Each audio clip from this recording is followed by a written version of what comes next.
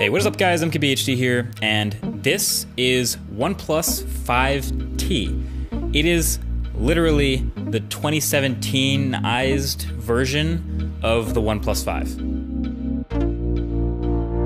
Now the OnePlus 5 just came out in June of this year, so it's only a couple months old, and OnePlus is a company that tends to cater to what their fans want. That phone had a lot going for it, but it just didn't feel very 2017 with all the other phones coming out. But this now we're talking. So in case maybe you looked over the OnePlus 5 a couple months ago, this is their new one, maybe you'll consider this. These are the top 5 new features of the brand new OnePlus 5T. So number 1 is the display. And this is definitely the biggest change, literally. It's what makes it feel the most like a new phone. It's now a 6-inch 1080p AMOLED display up front, and it gets way closer to every edge. So the side bezels are slimmer now, and the top and bottom bezels are cut down a lot. Obviously that's very 2017. You already know screen to body ratio matters now, and this feels a lot more modern already because of it. Now it's still not a Quad HD display. It's not quite at the level of the highest end flagships in resolution, but OnePlus also likes to stick with the lower resolution for longer, as they have, in the name of battery life and performance. And 1080p obviously doesn't look bad at all, so I get it. Also, if you haven't noticed, it is the new longer, taller 2:1 aspect ratio we're seeing on all these 2017 phones. So this one's 2160 by 1080. It's not new to Android, so apps already fill up the display and everything. There's no real compatibility problems, but still, of course, it gives you a bit of bezel when watching videos and things like that. But we're just kind of used to this by now on these screens. Bottom line is, the display is way better. It definitely gets really bright, so it's viewable outdoors, and it has different color modes in the settings, including an adjustment slider for color temperature. So they've thought of all this stuff. You're probably not gonna like this though. It is an OLED, and the display does this weird rainbowing when you get severely off axis. Not a huge deal to everyone, but I can already see this awkwardly making some headlines. So number 2 is OnePlus sticking to their guns with this design. We have definitely seen this industrial unibody metal look before. There are some chamfers and some light curves, but overall it's the shape we're familiar with. It resembles its little brother a lot.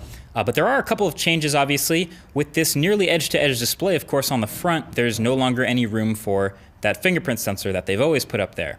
So this is the first OnePlus phone to move it to the back, and they have put it in what I'd consider the correct place on the back, which is just above the middle, not too high, not too low, just right about where your finger rests naturally. It's still ceramic, it's still extremely fast, still just as secure, but it's on the back now, like where it's been with the Pixel and the V30 and others. Nice. And something else that's usually pretty underrated with smartphones is good buttons. In fact, we usually don't really talk about them at all unless they're loose, bad buttons. So I feel the need to mention that the OnePlus 5T has exceptionally good, really clicky, convincing, crisp, tactile buttons. I like that about it. And another thing, OnePlus has never officially said that the 5T or the 5 is officially water resistant or waterproof, but I've seen some videos on YouTube where the 5 holds up pretty well to some minor splashing.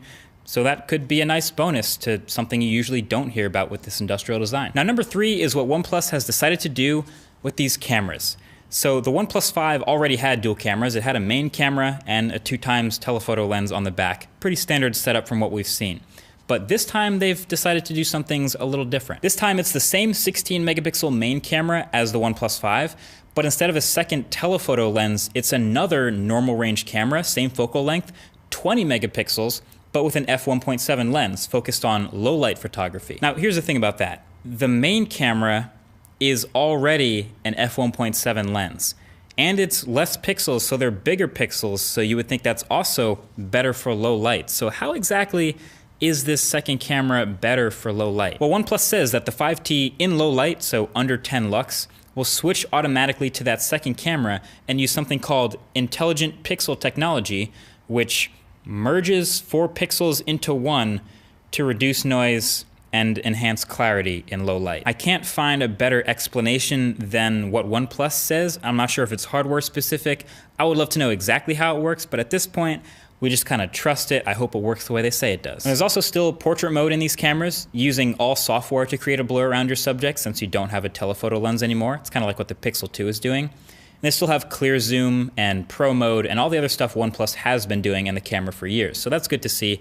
But yeah, an interesting little shakeup in the camera department. And then number 4, a new way to log into this phone, is their new facial recognition. There's not a whole lot of information about this available, but from what I can tell you from my first impressions, it is insanely fast. 5-10 times faster than Face ID on the iPhone. It's ridiculous. So you can hit the power button to wake up the phone and basically turn it towards you. As soon as it sees your face, it unlocks. No animation or anything, just open immediately.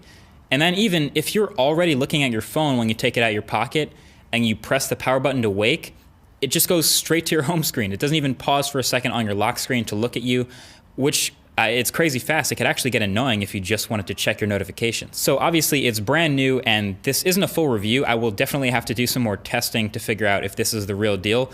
But my first thought is, how can this be so fast and also be just as secure? Not really sure yet, but either way, it's really interesting to see some phone makers already start to play around with more facial recognition stuff now that Apple, of course, is so committed to it with iPhone 10. And then number 5, last but not least, is the stuff they didn't change. OnePlus 5, like I've said already, was a pretty great phone for the price. They're really hell-bent on being a good phone for the price.